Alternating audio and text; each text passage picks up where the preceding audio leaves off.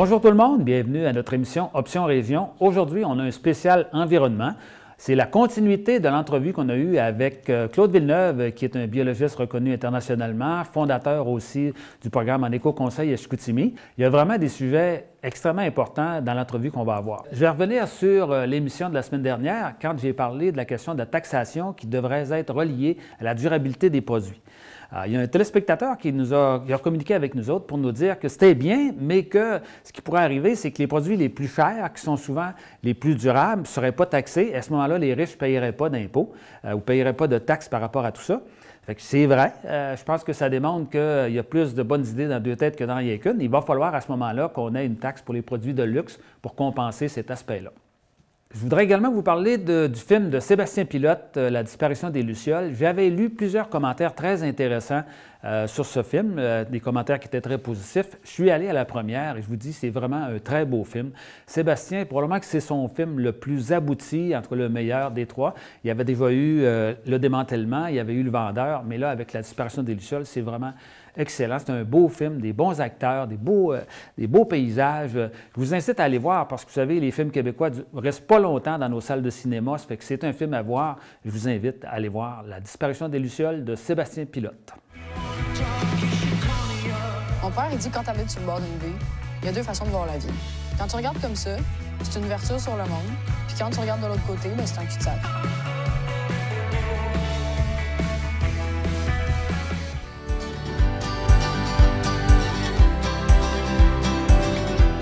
Tu peux nous expliquer la différence entre la météo, le climat, puis les changements climatiques, là? Comment est-ce qu'on démêle tout ça?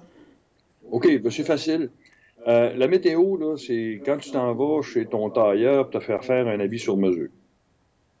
OK? Quand ton tailleur va te voir arriver, il va savoir que l'habit, il va aller à un homme de ta corpulence, de ta longueur de bras, de ta grandeur de cou, etc. Le climat, c'est plus quand tu t'en vas dans une grande surface, puis tu as le choix entre un habit small, medium, puis large. Okay? Parce que ça, c'est fait en fonction des moyennes. Donc, la moyenne des hommes de ta taille vont avoir un cou, une longueur de bras, une longueur de jambe qui va correspondre à un ensemble. Donc, le climat, c'est fait sur des moyennes. Okay? Et les changements climatiques, c'est tout simplement que ce qui était large en 1960, aujourd'hui, c'est pas mal small. Okay? Donc, la population évolue. Donc, la moyenne change, ce qui fait que ce qui apparaissait normal autrefois, par exemple, moi, quand j'étais petit gars dans les années 60, des souliers 12 points, ça n'existait pas à Chicoutimi. Mais moi, j'en avais besoin de souliers 12 points. Il fallait aller à Montréal en chercher. Alors, aujourd'hui, il y a des enfants qui portent des 14. Le changement climatique, c'est que la normale devient quelque chose de tout autre. Tout à l'heure, tu parlais de Gatineau qui avait eu des rafales, là. Est-ce que ce genre de phénomène-là, il va en avoir de plus en plus? C'est un peu ça que tout le monde pense. Est-ce que je me trompe? Puis qu'est-ce qu'on fait avec ça? On n'a rien à faire avec ça en tant que tel. C'est normal qu'il y ait plus de phénomènes violents, tout simplement parce qu'il y a plus d'énergie qui est retenue dans le système climatique. L'énergie, elle nous vient du soleil. Okay? Mais l'énergie du soleil, elle est accumulée dans les océans, puis elle est ensuite de ça retransmise à l'atmosphère par l'évaporation, puis par la convection. Quand tu as des contrastes qui sont plus grands, parce que tu as plus d'énergie, tu as des phénomènes plus violents qui vont se produire. Mais ces phénomènes-là ne sont pas déterministes. C'est-à-dire que tu ne peux pas dire à Péribonka, il n'y aura pas de tornade, jamais, parce qu'il y en a eu, il va en avoir plus à Gatineau. L'ensemble des éléments qui vont favoriser une dissipation violente de l'énergie dans le système, ça se retrouve par l'effet du hasard. Donc, le déclencheur est le hasard, mais l'état qui favorise le déclenchement, c'est l'énergie. C'est un peu comme des éclairs dans des nuages. Quand le ciel est bleu, tu as rarement des éclairs. Mais quand tu as des masses nuageuses, tu sais pas exactement où l'éclair va tomber. Fait que, en gros, si je peux continuer la notion de l'adaptation, c'est qu'il va falloir qu'on ait des meilleurs systèmes prévisionnels pour donner des alertes pour que les populations puissent se mettre à l'abri. Puis il va falloir qu'on ait, un peu comme des paratonnerres, si on est capable de trouver des moyens pour permettre que l'énergie se dissipe sans causer de dommages, ça, ce serait quelque chose de positif, mais actuellement, on n'a pas ces moyens-là. OK. Il y a quelques années, on avait fait des différents scénarios là, sur la question des changements climatiques. Est-ce que ces scénarios-là tiennent la route encore ou on en est rendu où là, dans les derniers scénarios? Là? OK. J'ai fait une série de chroniques cet été sur les scénarios qui vont servir pour le prochain rapport du GIEC. Je te donnerai les coordonnées si tu veux les mettre en ligne. Le principe des scénarios, c'est que des experts s'entendent sur l'évolution probable de l'économie, des émissions de gaz à effet de serre, puis ensuite de ça, ils nourrissent les ordinateurs, les simulateurs planétaires, puis ces ordinateurs-là vont donner l'évolution du climat dans le futur. Les scénarios qu'on faisait dans les années 90 sont des scénarios qui sont complètement dépassés. Pourquoi ils sont dépassés? Parce que, les ordinateurs des années 90 calculaient pas aussi vite et aussi complexes aujourd'hui. 2, parce que les paramètres des années 90 ont évolué plus vite que ce que les experts ne pensaient que ça évoluerait. Donc, on a fait en 2017 une série de scénarios qui ont été publiés pour préparer la prochaine série de rapports du GIEC. Il y a 5 familles de scénarios. Ces familles de scénarios-là nous donnent des augmentations de gaz à effet de serre qui vont de 2-3 degrés au 21e siècle jusqu'à 7 degrés au 21e siècle. Et en fonction de quelles sont les décisions qu'on va prendre aujourd'hui, puis dans les 20-30 prochaines années. Il y a un seul scénario qui nous permet de penser qu'on va être à 2-3 degrés, qui est viable.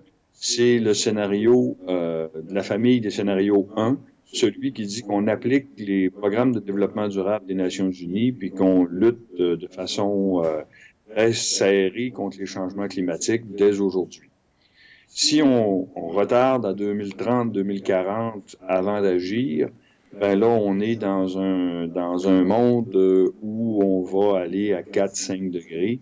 Et naturellement, ça, c'est global. C'est toute la planète. Et 4-5 degrés d'augmentation, ça veut dire que dans le nord, par exemple, à Coudjouac, ça va être probablement 10-12 degrés de différence. Puis ici, au Saguenay-Lac-Saint-Jean, ça va être 7 degrés de différence. Alors, ces éléments-là sont difficiles à préciser là, localement, mais c'est certain que tu changes complètement de système. Et entre autres, au niveau de l'augmentation du niveau de la mer, ça a une grande importance, parce que quoi qu'on fasse, il va y avoir une augmentation du niveau de la mer de l'ordre de 1 mètre au 21e siècle, à cause de ce qu'on a déjà accumulé de réchauffement puis de gaz à effet de serre. Dans le cas où on contrôle tout, ça devrait se stabiliser autour de 2 mètres vers 2300. Mais si on continue, ça va aller à 7, 8 et peut-être plus vers 2300. Tu vas me dire que 2300, on va avoir les eaux blancs pas mal, mais c'est des enjeux qui touchent, sachant qu'on a quand même pas mal les plus grandes villes du monde sont sur le bord de la mer. Il y a vraiment d'énormes impacts à prévoir. Mais justement, par rapport à ça, on a vu qu'il y a un phénomène qui existait il y a longtemps, ce qu'ils appellent la marée rouge là, en Floride. Oui. Ça, est-ce que tu penses que c'est dû au fait que l'activité de l'homme ou... Oh, c'est difficile de le dire. Les marées rouges, en fait, peuvent être déclenchées. Ce sont des algues. Ce sont des algues qui se développent.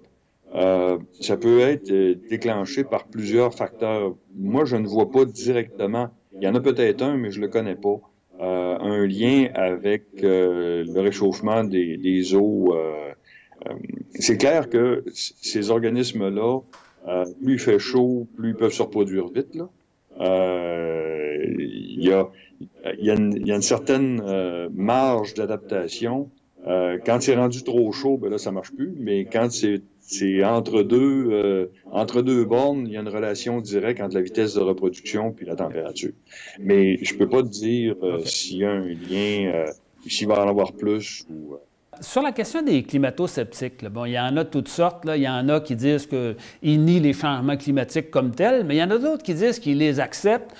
Oui, c'est vrai qu'il y a des changements climatiques, mais ils disent que les hommes, les femmes, l'activité humaine n'a aucun rapport avec ça, que dans le fond, c'est un phénomène qui existait dans le passé, ça va continuer dans l'avenir. Puis, qu'est-ce qu'on devrait leur répondre à ces climato-sceptiques?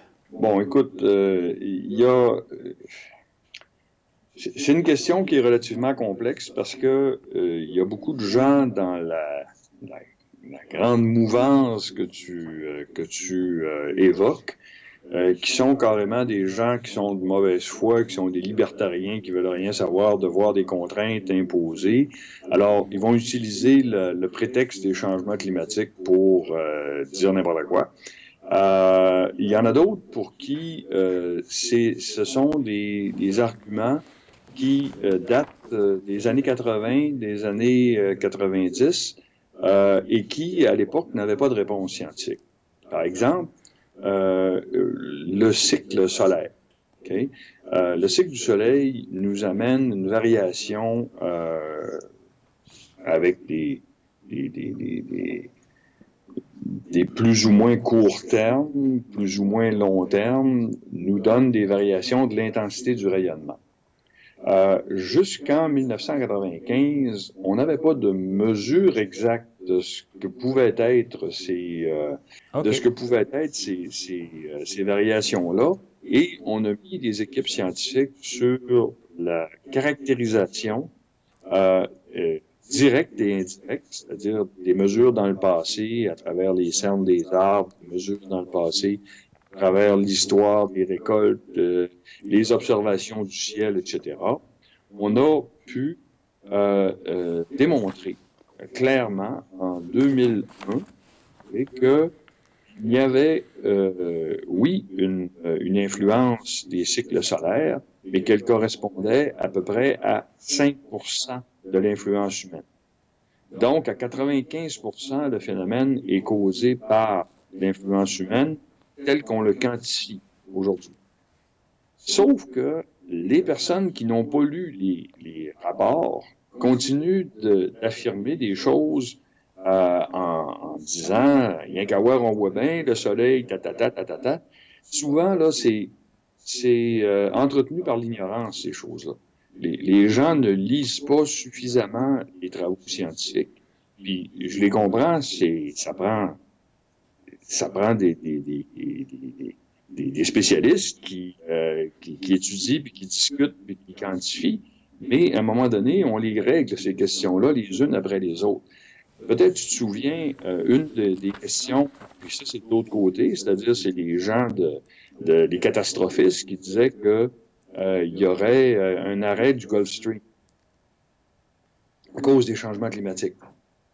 Mais c'est en 2005 que ça a été démontré que non, il n'y aurait pas d'arrêt du Gulf Stream, que peut-être beaucoup plus tard, on pouvait s'attendre à ce qu'une des branches du Gulf Stream soit perturbée, mais qu'il n'y avait pas vraiment d'arrêt du Gulf Stream à prévoir au 21e siècle. Il y a encore des gens qui parlent de cette hypothèse-là, même si elle a été démontrée fausse. Alors, il y a dans la culture populaire des explications qui semblent naturelles. Puis la plus commune, c'est que tout le monde, à peu près, sait que la Terre est ronde, mais on continue de dire que le Soleil se lève et que le Soleil se couche, comme s'il tournait autour de la Terre. On a eu une campagne électorale dernièrement. Est-ce que tu peux nous dire s'il y a une des mesures qui ont été avancées durant la dernière campagne électorale qui t'a semblé plus particulièrement intéressante? Je suis un petit peu pas crédible là-dedans, dans le sens où l'année passée, avec Normand Mousseau et avec une quarantaine de scientifiques, professeurs d'université, on a démarré une initiative qui s'appelait Le climat, l'État et nous. Okay? Le climat, l'État et nous, que vous pouvez trouver sur Internet, là, c'est un site de l'Institut de l'énergie Trottier à Montréal. On a essayé d'interpeller les partis politiques pour leur demander de changer la gouvernance environnementale. Parce qu'à l'heure actuelle, tout le monde se fixe des cibles et les rate systématiquement. Alors, nous, on a suggéré de changer la gouvernance environnementale et de faire monter la question du développement durable et de la lutte au changement climatique au niveau du premier ministre. Et le seul parti qui a acheté cette proposition-là, c'est le Parti québécois. Donc, je te dis, je suis un peu partie prenante parce qu'on a suggéré ça. Donc, moi, je trouve que c'est une très bonne initiative. Maintenant, il y a sans doute d'autres initiatives qui valent la peine, mais le grand enjeu au Québec à l'heure actuelle, c'est que on a mis sur la table le marché du carbone comme étant le moyen pour atteindre des objectifs. Puis c'est pas le moyen que ça nous prend. On n'est pas en voie de l'atteindre pas du tout. Et puis on va appauvrir le Québec avec ça. Est-ce que tu veux dire qu'il faudrait arrêter ça, le marché du carbone, ou que dans le fond, l'énergie que ça prend par rapport aux résultats, c'est pas intéressant? L'énergie que ça prend par rapport aux résultats, c'est pas intéressant. OK. C'est clairement ça. Maintenant, le marché du carbone pourrait être, jusqu'à un certain point, un outil intéressant s'il était répandu à l'échelle de l'Amérique du Nord ou même à l'échelle mondiale. Mais, encore une fois, avec la Californie, on est perdant en partant. Je peux pas t'en parler beaucoup plus, mais on a fait avec Normand Mousseau un chapitre du Québec économique 2019 dans lequel on fait la démonstration que on est extrêmement perdant là-dedans. En faisant ça, le gouvernement s'est donné une belle figure, okay? Mais en même temps, il s'est déresponsabilité de, par exemple, agir là où ça serait important, par exemple au niveau du prix des carburants fossiles, au niveau des options de nouvelles manières de créer une filière électrique pour les véhicules. Ça demande, c'est plus complexe que d'établir un marché puis de dire aux gens, ben, allez-y, vendez-vous des... Puis l'autre élément dans le marché du carbone, puis on travaille là-dessus avec des gens comme la SADC du Haut-Saguenay, c'est de voir comment on peut intégrer les PME qui sont les gens qui sont les plus affectés puis qui ont le moins de contrôle dans le marché du carbone. Et ils n'ont pas... et là, ben, on travaille là-dessus. Il y a eu un projet pilote qui s'est fait pour essayer de générer des réductions de gaz à effet de serre pour les vendre sur des marchés volontaires à l'extérieur du Québec. Ça a fonctionné, ça se continue, c'est encore expérimental, mais le gouvernement s'est pas intéressé à ça. Les autres sont collés dans un modèle, une pilule universelle qui pense qu'il va réussir à faire tout ce qu'il y a à faire. Alors qu'il faut travailler beaucoup plus large, il faut travailler beaucoup plus en profondeur, puis il faut être critique aussi. C'est sûr que les gouvernements ont tendance à essayer de trouver une pilule miraculeuse, là, une solution miraculeuse qui pourrait tout régler. C'est plus facile à expliquer au monde, là. Mais justement, par rapport à ça, tu dis que les gouvernements ont tendance à se déresponsabiliser. J'ai lu dans un article du journal Les Affaires que, le titre, c'était « Pourquoi les politiciens ne doivent plus s'occuper du climat ». Puis, les autres qui préconisaient, ils disaient qu'on devrait peut-être sortir l'environnement du monde politique et de confier ça à un organisme indépendant, un peu comme la Banque du Canada ou la Réserve fédérale aux États-Unis, qui s'occupe de contrôler l'évolution de la monnaie puis de l'inflation, puis que c'est des gens qui sont indépendants puis qui peuvent poser des gestes qui seraient peut-être meilleur parce qu'il ne tiendrait pas compte de l'obligation de se faire réélire. Parce qu'un des gros problèmes du monde politique, c'est que si tu promets quelque chose, tu perds des votes. Si tu en promets d'autres choses, tu en perds de l'autre côté. Ça devient plus difficile à gérer. Qu'est-ce que tu penses de ça, de cette idée-là de sortir ou de donner à un organisme indépendant le rôle de gérer toute l'évolution là, par rapport aux propositions sur le climat? C'est une excellente idée. Et d'ailleurs, ça va dans le sens de l'initiative Le climat, l'État et nous, dont je te parlais, où nous, on disait que l'atteinte des cibles devait être balisée par un observatoire indépendant du gouvernement, constitué de scientifiques et de gens qui étaient responsables, qui étaient redevables envers la cible. Et donc, cette proposition-là est plus large. Là, elle dit qu'il faudrait avoir des unités à l'échelle internationale, comme les banques centrales, effectivement, qui vont avoir à atteindre une cible, qui vont prendre les moyens. La Banque du Canada, elle ne demande pas à qui que ce soit avant d'augmenter le taux directeur d'0,5%. Elle regarde l'inflation, elle regarde les cibles et puis elle fonctionne indépendamment. Et effectivement, c'est presque c'est trop sérieux comme question pour être laissé entre les mains de simplement la démarche politique. Ça nous amène à quelque chose de plus large, qui est toute la notion de quelles sont les responsabilités des États-nations. Les États-nations, c'est un concept qui a été créé au 17e siècle. Puis, on n'est plus au 17e siècle. On gère des enjeux qui dépassent largement les territoires. Et ces enjeux-là méritent d'avoir des institutions.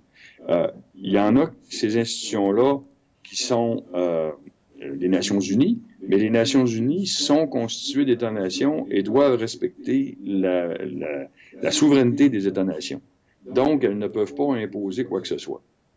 Alors que le système économique s'est doté de forces positives et négatives. Là, les abris fiscaux en font partie, là, mais des forces positives et négatives qui vont détourner, enlever le pouvoir aux États sur le système économique, qui devient presque autocontrôlant, autogérant, et sans avoir nécessairement de contrepartie. Donc, peut-être que la gestion de l'environnement à l'échelle globale devrait avoir des structures qui permettent d'aller au-delà des États-nations.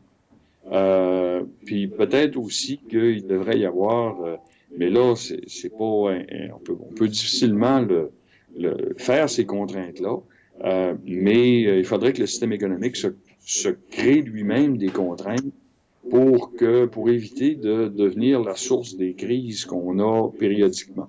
En terminant, si tu avais 3 priorités en environnement ou 3 urgences, qu'est-ce que tu proposerais? La réduction des émissions de gaz à effet de serre, moi, m'apparaît quelque chose de fondamental. Puis, il y a rien qui fait mourir le monde là-dedans. Moi, je comptabilise toutes mes émissions de gaz à effet de serre, okay? Au gramme près. Et je peux te dire que avec ma famille, là, ma maisonnée, si toutes les maisonnées du monde émettaient la même quantité de gaz à effet de serre que nous autres au net, bien, il n'y en aurait pas de problème de changement climatique. On serait très en bas de la capacité naturelle de la planète. Et puis, on n'est pas affamé, on n'est pas privé de rien, on a une très belle vie. Okay? Donc, il y a un enjeu de réduction des gaz à effet de serre, et cette réduction-là, elle est... il y a beaucoup de marge de manœuvre pour y arriver. Deuxièmement, l'autre élément qui m'apparaît fondamental, c'est celui des déchets sauvages, des plastiques sauvages. Okay? On a tellement d'emballages, on a tellement de plastique, on a tellement de choses différentes qui ont toutes une utilité logique, mais qui, au fond, ne servent qu'un instant. Ils ne reviennent pas dans le système. Donc, toute l'économie circulaire liée avec l'éco-conception des produits et la conception des filières de recyclage. Regarde, les voitures électriques, là, c'est pas une solution. Si on n'a pas aussi un système de gestion des batteries pour les réutiliser, parce qu'une batterie au lithium, ça peut vivre 30, 40 ans. Dans une voiture, après 10 ans, tu as moins de puissance, fait qu'ils vont les changer, mais la batterie est encore bonne pour 20 ans. Puis tu peux la réutiliser dans des systèmes de domotique, tu peux la réutiliser dans des systèmes de micro-grilles, il y a un paquet d'affaires. Puis ensuite de ça, tu peux l'envoyer au recyclage. Puis ça prend 10 000 batteries de téléphone cellulaire pour faire une batterie d'automobile. Puis le dernier élément peut-être qui m'apparaît fondamental, ça fait à peine 100 ans qu'on commence à comprendre les océans. Et on se rend compte à l'heure actuelle qu'on est en train de les perdre. Ça prend des zones protégées dans les océans. La vie est née dans les océans, puis c'est là que la vie va rester quand tout va être détruit sur la planète, mais je pense qu'on n'est pas obligé de se rendre là. Donc, il faut se préoccuper des océans. Puis se préoccuper des océans, ça veut dire se préoccuper de nos rivières. Ça veut dire se préoccuper de nos sites d'enfouissement sanitaire. Ça veut dire se préoccuper de nos mines. Ça veut dire... Parce que tout ça finit par affecter les océans. Bien, merci beaucoup, Claude. C'était très intéressant. Merci pour ta participation, puis au plaisir de se revoir. Au plaisir.